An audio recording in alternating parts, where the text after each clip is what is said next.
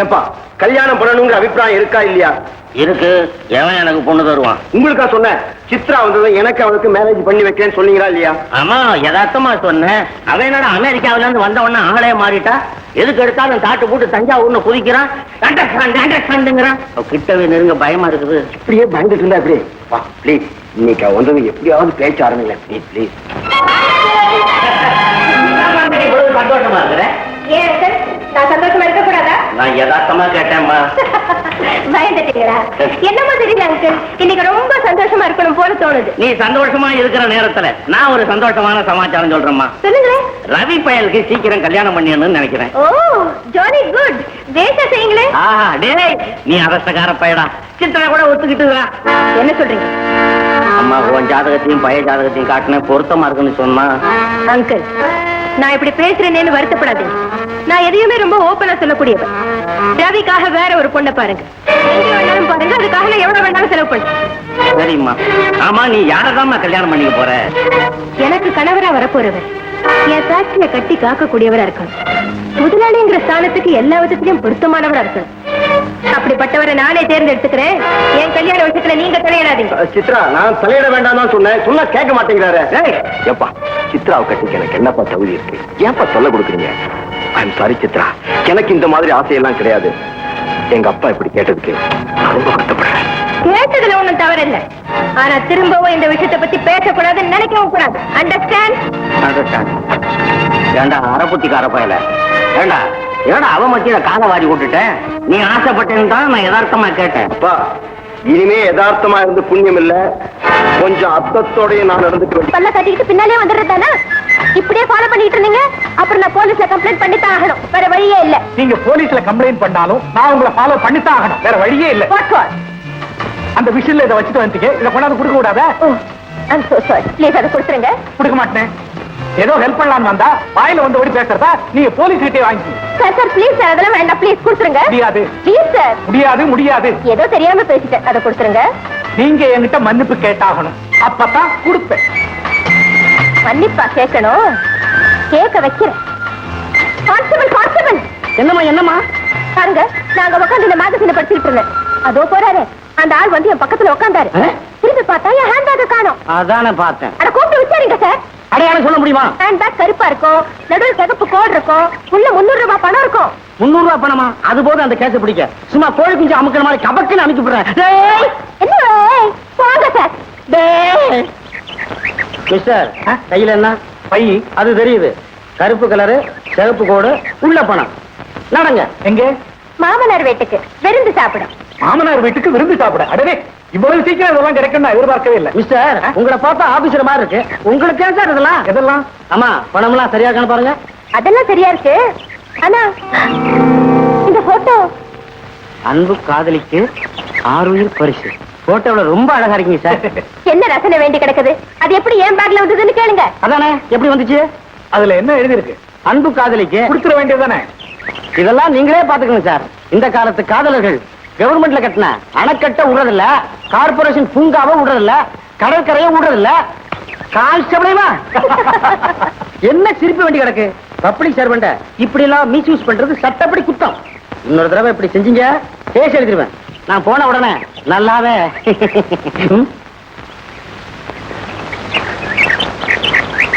இத நானே எடுத்துக்கிட்டுமா? சித்ரா, உங்ககிட்ட ஒரு முக்கியமான விஷயம் பேசணும். என்ன சொல்லு? நம்ம ஃபேக்டரியில ஒரு தொழிலாளிக்கு கையில அடிபட்டுச்சுன்னு சொன்னேன்ல. ஆமா. டாக்டர் அட்வைஸ் பேர்ல இப்ப அந்த தொழிலாளியோட கையே எடுத்தாங்க. அதனால அவன் 1 லட்சம் ரூபாய் நஷ்ட ஈடு கோரி நோட்டீஸ் அனுப்பிச்சிருக்கான். நோட்டீஸ் அனுப்புறது அவன் தான். ஆனா அவன் அந்த மாதிரி செய்ய தூண்டது யூனியன் லீடர். அதனால அந்த யூனியன் லீடரை பார்த்து ஒரு மாதிரியா பேசி இத 10,000 ரூபாயில முடிச்சிடலான்னு பாக்குறேன். நீ என்ன சொல்ற? நாம எதுக்காக குறுக்கு வழியில போகணும்? நேரடி அந்த தொழிலாளிய நானே பார்த்து பேசி அந்த யூனியன் லீடர் முகத்துல கரிய போச்சுறேன் பாரு. இதுக்கப்புறமாவது இந்த மாதிரி விஷயங்களை எப்படி டிப்ளமேட்டிக்கா டீல் பண்றதுன்னு தெரிஞ்சுக்க. இப்ப அந்த தொழிலாளி எங்க இருக்கா? ஹாஸ்பிட்டல்ல.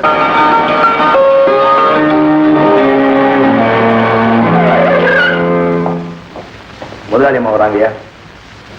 பரவாயில்ல பரவாயில்ல, இட்ஸ் ஆல் ரைட். அப்படியே படுத்துக்கங்க. ஆமா, உடம்பு எப்படி இருக்கு? பரவாயில்லங்கம்மா. ஆரம்பத்திலே என்கிட்ட சொல்லியிருந்தா பெரிய நர்சிங் ஹோம்ல சேர்த்து நல்ல டாக்டர் வந்து பார்க்க சொல்லிருப்பேனே. ரவி, உடனே நம்ம ஃபேமிலி டாக்டர் போன் பண்ணி வந்து அட்டென்ட் பண்ண சொல்றேன். உங்களுக்கு இவ்வளவு நல்ல மனசு இருக்குன்னு எங்களுக்கு தெரியாம போச்சுமா. அடி பைத்தியக்காரி, ஆட்டு தலையில மஞ்சள் தண்ணியை ஊத்தி பொங்கலை பூவை சுத்துறாங்கன்னா அதுக்கு அலங்காரம் செய்யறாங்கன்னு அர்த்தம் இல்ல, அது கழுத்தையே அறுக்க போறாங்கன்னு புரிஞ்சுக்கணும். பாருங்கம்மா, என்ன பத்தி உங்களுக்கு நல்லா புரியுது, ஆனா உங்க வீட்டுக்காரருக்கு புரியல. அம்மா, உங்க வீட்டுக்காரரு வக்கீல் நோட்டீஸ் கொடுத்திருக்காரு. கோர்ட் வரைக்கும் போனா தீர்ப்பு எந்த பக்கம் வேணாலும் இருக்கலாம் இல்லையா? ஆமாம்மா, அதனாலதான் சொல்றேன், என்கிட்டயே நேரடியா பேசி ஒரு நல்ல முடிவுக்கு வாங்க. ரவி, இதோ இதுல 5000 ரூபாய் இருக்கு. இதை எடுத்துக்கிட்டு சமாதானமா போங்க. இந்தாங்கம்மா, எங்க யூனியன் லீடருடைய சம்மதம் இல்லாம எந்த சமாதானத்துக்கு நான் வரமாட்டேன். Union leader, union leader, union leader. உங்களை வாழ வைக்கிற முதலாளியை விட அந்த யூனியன் லீடர் பெருசா போயிட்டானா? யாருமே அந்த யூனியன் லீடர். இதோ வந்திருக்காரு யூனியன் லீடர்.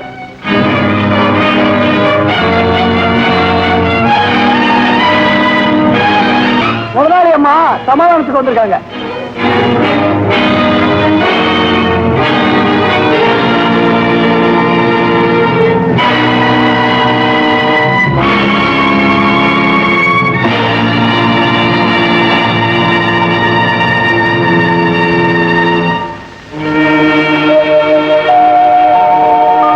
உண்மையிலேயே இந்த மோதலை நீங்க விரும்பலையா? எது நியாயம் எது அநியாயம்னு ஆஃப்டர் ஆல் ஒரு லேபரர் சொல்லித்தானே எனக்கு தெரியணும். ஆப்டால் தொழிலாளிங்க இல்லைன்னா ஆப்டால் முதலாளிங்க கூட இல்லம்மா. முதலாளிங்க வேலை கொடுக்கலன்னா தொழிலாளிங்க பட்டினி கிடந்த ரத்தாகணும். தொழிலாளிங்க பட்டினி பசியோட வேலை செய்யலைன்னா முதலாளிகளே உருவாயிருக்க முடியாதுமா. நாங்க போடுற பிச்சையில பழிச்சிட்டு இருக்கும் போது உனக்கு இவ்வளவு திமிரா?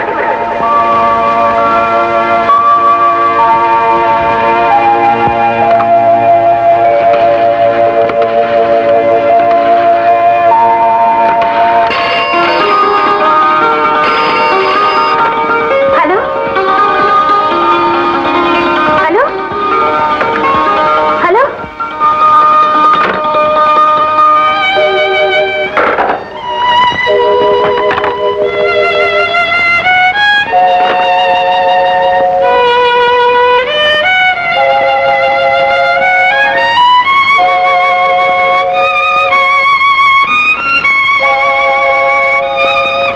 உண்மையிலேயே இந்த மோதலை நீங்க விரும்பலையா?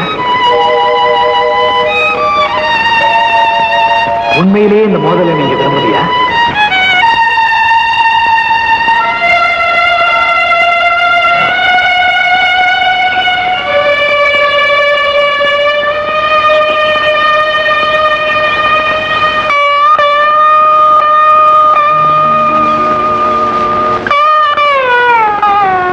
நான் சித்ரா வந்திருக்கேங்க. சித்ரா மட்டும் வந்திருந்தா பரவாயில்ல, முதலாளிங்கிற நிழலுமில்ல கூடவே வந்திருக்கு. ஆரம்பத்திலேயே நீ முதலாளின்னு தெரிஞ்சிருந்தா நிலைமையை இந்த அளவுக்கு வளர விட்டிருக்க மாட்டேன். நீங்களும் சொல்லல, நானும் கேட்கல. நாம பார்த்ததும் சில நேரம் தான், பழகினதும் சில நேரம் தான். இருந்தாலும் பல ஜென்மங்களா பழகிட்ட மாதிரி எனக்கு தோணுது. ஏன் நிலைமையாதான்? அப்படின்னா நீங்க என்ன கல்யாணம் செய்துக்க வேண்டியதானே? நல்லா இருக்கு சித்ரா, தொழிலாளிகளோட தலைவன் முதலாளியவே கல்யாணம் பண்ணிக்கிறதா? கல்யாணத்துக்கு அப்புறம் நீங்க தானே முதலாளி. அப்படி நீ என்ன முதலாளியாக்குனா நான் தொழிலாளிகளுக்கு சாதகமாத்தான் நடந்துக்குவேன். அது எப்படிங்க முடியும்? நீங்க என் கொள்கைக்கு வந்தா தானே எல்லா சொத்துக்களையும் பாதுகாக்க முடியும். I am very sorry. நான் தொழிலாளிகளுக்காகவே என்ன அர்ப்பணிச்சுக்கிட்டேன். உன்னோட கொள்கைக்கு நிச்சயமா என்னால வரவே முடியாது. நம்மால காதலையும் மறக்க முடியாது, அதே சமயத்துல கொள்கைகளையும் விட்டு கொடுக்க முடியாதுன்னா இதுக்கு என்னதாங்க முடிவு? ஒருத்தர ஒருத்தர் மறந்துட வேண்டியது. என்ன சொன்னீங்க? உங்களை மறந்து என்னால வாழ முடியும் நினைக்கிறீங்களா? எல்லாத்திலையும் பிரின்சிபலோட இருக்கிறனா உங்களை மனசார நினைச்சதுக்கு அப்புறம் அதை என்னால எப்படிங்க மாத்திக்க முடியும்? என்ன மறந்துடுங்கிற வார்த்தைக்கு பதிலா இறந்துடுன்னு சொல்லுங்க, அதை மனப்பூர்வமா ஏத்துக்கிறேன். சொல்லுங்க சங்கர், சொல்லுங்க. நம்ம கல்யாணம் நடக்கணும்னா ஒரு சில நிபந்தனைகளுக்கு நீ கட்டுப்பட்டா சொல்லுங்க. எதுக்கும் கட்டுப்பட நான் தயாரா இருக்கேன். சீர்வரிசைங்கிற பேராது ஒரு பைசா கூட நான் வாங்கிக்க மாட்டேன். என் வசதிக்கு தகுந்தவாறு என் செலவுல தான் இந்த கல்யாணத்தை பண்ணிக்குவேன். கல்யாணத்துக்கு பிறகு என் வீட்டுல தான் நீ வாழணும். நான் ஒரு தொழிலாளியாத்தான் இருப்பேன். அந்த தொழிலாளிகளுக்கு தலைவனாத்தான் இருப்பேன். என் வருமானத்துலதான் நீ குடும்பம் நடத்தணும். அவ்வளவுதானேங்க. நீங்க சொல்ற நிபந்தனைகளுக்கு எல்லாம் நான் கட்டுப்படுறேன். ஆனா ஒண்ணு, நீங்க வீட்டுல கணவராகவும் ஃபேக்டரியில தொழிலாளியாகவும் இருக்க நினைக்கும் போது நான் கூட வீட்டுல மனைவியாகவும் ஃபேக்டரியில முதலாளியாகவும் இருக்கலாம் இல்லைங்களா? தாராளமா. காலையில நான் வேலைக்கு போகும்போது நீ மனைவியா இருந்து என்ன அனுப்பி வைக்கணும். திரும்பி வரும்போது வரவேற்கணும். இடைப்பட்ட நேரத்துல நீ முதலாளியாவே இருந்து ஃபேக்டரி நிர்வாகத்தை கவனிக்கலாம். அதுல எனக்கு ஆட்சேபனே இருக்கு. அப்படியே செய்யறேங்க.